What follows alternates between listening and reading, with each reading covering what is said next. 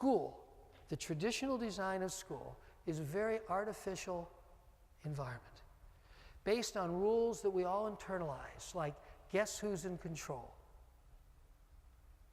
Guess who determines if I've learned or not learned? Guess who determines what I'll learn? It's a school designed and run by adults and done to kids, period. Every kid knows that, and most adults are in denial. Now, the irony is most educators kind of espouse different ideas. They understand the importance of self-directed learning. They understand the importance of development, not just packing a bunch of information into kids' heads, and yet they find themselves kind of stuck in this straitjacket called a school, which works by different rules. So when I say there's two fundamental kind of rivers coming together here, there is a second one. Our society is shaped by our system of education. Our society cannot work differently until the system of education works differently. It is really that simple. Now, you don't wake up one morning and transform your system of education. It will take generations, for sure. It's taken a few generations to get this model baked into all the societies of the world. But without that change, forget all the other things that need to change. And when those two start to come together, and this is what I kind of feel when I chat to people who've been here for the 3 days, and I feel it all the time when we have our kind of annual gathering, which is about this size, 400 or 500 people, is all of a sudden people go, wow, look what can happen. This is not just a bunch of interesting ideas and a social critique and a reflection on the history of the industrial age. This is like real. And it gets real through the leadership, the voices, the experiences of the kids. Because, of course, what every teacher knows, there's only one reason you teach. And you forget this and you don't teach so well. Right? Tim said it well. Great teachers don't teach. Great teachers create environments in which learning can occur. But what motivates them is their love of learning and their love of the kids. It's that simple. We all know that. When you forget that, you're not such a great teacher anymore. And then all of a sudden the stories emerge. And then all of a sudden you see it's real.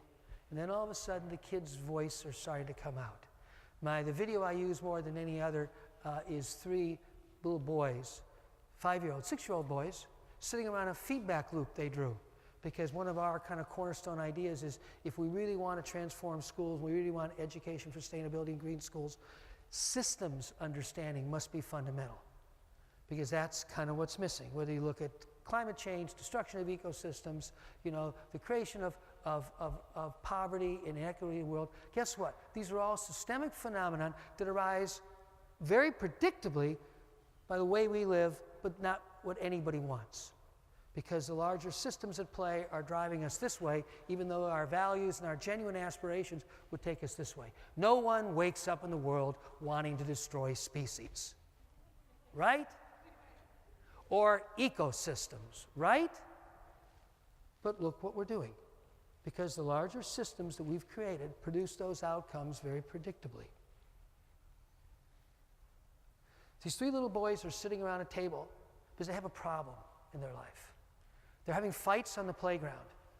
And they came in from lunch one day, and their teachers are getting on their case, and they're worried their parents are going to get pulled into school. Every time they go to break, they have these fights. And they draw a feedback loop. And the feedback loop is a little circle of things causing each other, has 2 words, 2 key variables, mean words and hurt feelings. And teacher walked by and said, hey, would you explain me what your picture is? And they said, oh, well, we're trying to understand this system we've created that's leading us to have fights in the playground. These are their words. And we're looking for where the leverage is. Their words. 6-year-old boys. And then one of the boys says, well, you see, first we have mean words, then we have hurt feelings. And then when we have more hurt feelings, we have more mean words. And then we have more mean words, and then we have more hurt feelings, then we have more mean words, and then a fight breaks out.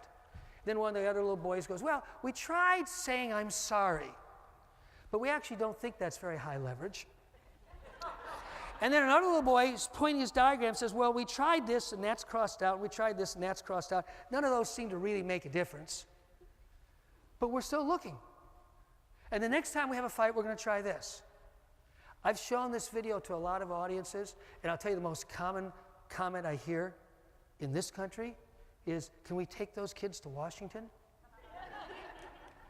They seem to demonstrate an ability to talk, respectfully, with enormous differences in view about a really common, complex issue that we really need amongst the people who we elect into our governments. But it's common stuff in the systems schools, because human beings, children particularly, are natural systems thinkers. I would just summarize 2 or 3 points from all of our work that I'm hoping are helpful for you. Human beings are natural systems thinkers. Children are born to think systemically. We do grow up in families. We do hang out in communities. We walk on streets. We play in playgrounds. We live in a world of interdependence. You think nature would have designed a species fundamentally inimical to nature? Nature is interdependence. Human beings have immense innate abilities to understand interdependence. And when you see it in the 6-year-olds, you kind of go, wow. Secondly, and I've already said this, I'm going to restate it and just illustrate it. You can't do this by giving lectures on systems thinking. Oh, you could do that. It'd be kind of like the old environmental education, right? We're going to stand up there, we're going to show you how the water cycle works, the water starts here. And after about the 3rd or 4th word, the kids are all going, oh, crap. I know how the water cycle works. What are we sitting here on our butts? What we really need to be worried about is we waste a lot of water. The second big headline is when you immerse kids in this sort of education, they will naturally want to do something. They don't want to just learn about it in the abstract. They want to do something. Now, what they want to do and how they want to go about it will vary at the age of 6 or 7 or the age of 12 or the age of 15, because we're in different developmental stages. That matters. But I guarantee you, they won't want to sit around and just learn about it. They'll want to say, well, what can we do? In that same K to 4 school, where the 3 boys drew their feedback loop of mean words and hurt feelings, they're in Arizona. Guess what the kids want to do? They want to conserve water. The kids who make these charts, they call them behavior over time charts. Literally, the kids, and these are 6, 7, 8-year-old kids, they put up charts by every drinking fountain and going into every bathroom of the water used per hour in that facility. And the kids all keep the data. And man, I tell you, when that water use starts to go down, they get really excited, because they're organizing to do something about what they care about, and they're using the tools, just as the boys with their mean words heard feedback loop of understanding systems. And lastly, when you start to put these two together, the kind of, let's just say, the intellectual cognitive tools, because we are systems thinkers, and you create a meaningful space for emotional engagement to do something.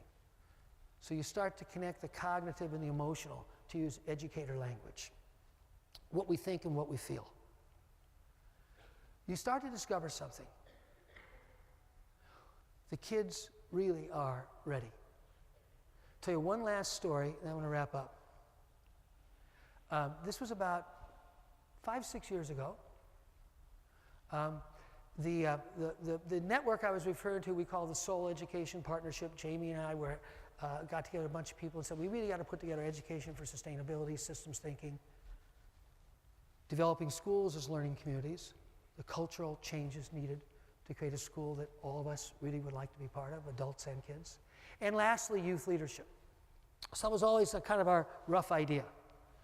One of the sites where there's been a lot of good work done in the systems area is St. Louis. And so about 5 years ago, there was this gathering. It was more of a local gathering. We have this big annual gathering. I'll tell you, and if you're interested, how you can get connected with the annual gathering. We had a local gathering in St. Louis. There have been about 250 people. Okay. Well, maybe some of you who are here will remember this story.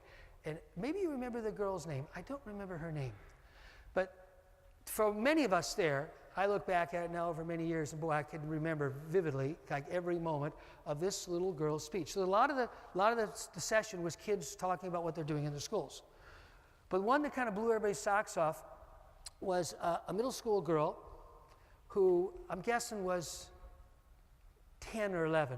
So she might have actually been fifth grader. I'm not sure. Of course, middle schools, different ages and different places. But I'm guessing she was about 10, 11 years old. I remember she was like thin as a reed, probably weighed like 75 pounds. And she's standing and telling this story. First, she talks about all her other 4 members of her team, because she wanted to make sure that she was giving the presentation, but it wasn't her story, it was our story.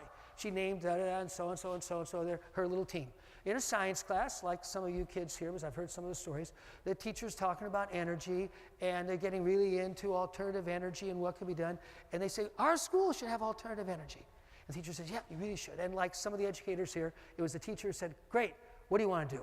How can I work with you? Make a long story short, these kids with their teacher analyzed a lot of different possibilities. They got a lot of their parents involved because they needed to kind of look at some of the engineering options.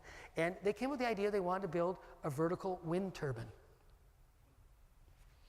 These 5 10-year-old kids, they want their school to have a vertical wind turbine.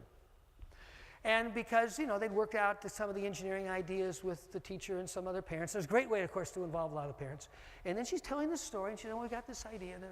And we had our first meeting with the principal, and it was good. And the principal said, we got to talk to the local mayor. This is a part of St. Louis that has a local governance system. The local mayor, because this mayor will have to kind of be behind the idea. And then I remember she said, I thought the first meeting with the mayor didn't go very well.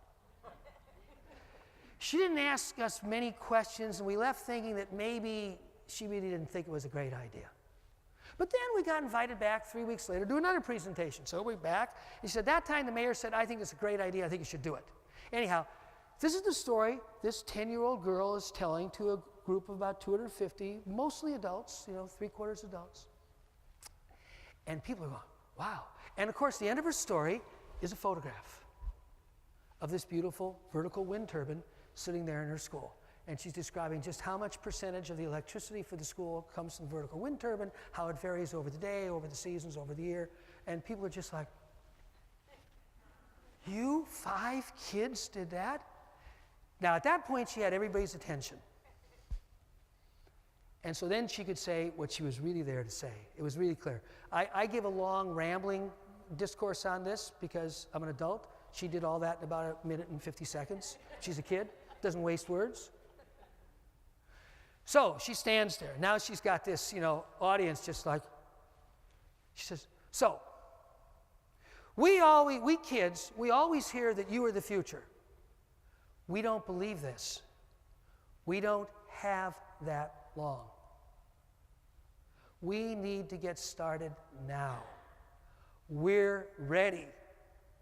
Are you?